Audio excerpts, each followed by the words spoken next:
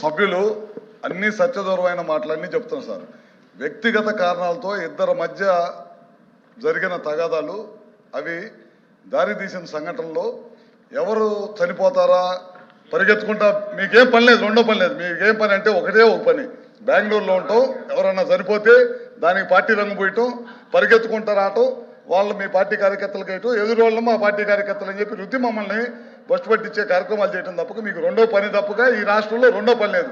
ఇప్పుడు సభ్యులు చెప్పిన సార్ నేను నేను నేను చెప్తున్నా సార్ ఒక్క మాట సార్ సార్ సార్ ఇప్పుడు సభ్యులు చెప్పిన ఇప్పుడు పల్నాడులో కానీ ఒక నిమిషం ఉండు కూర్చో ఏమండి ఇప్పుడు సభ్యుడు ఒక నిమిషం సార్ ఇప్పుడు సభ్యుడు చెప్పింది సార్ ఇప్పుడు సభ్యులు చెప్పింది పల్నాడులో గాని అద్దంకిలో గాని ఇట్లాంటి ఎప్పుడు ఎక్కడ కూడా మా పార్టీ సిద్ధాంతం కాదు, మీ పార్టీ సిద్ధాంతం కత్తులు రోడ్ల మీద పట్టుకొని రపరప అనుకుంటా ప్రజల్ని రెచ్చగొట్టి సిద్ధాంతం అనేది మీ పార్టీ సిద్ధాంతం, మా పార్టీ సిద్ధాంతం కాదు.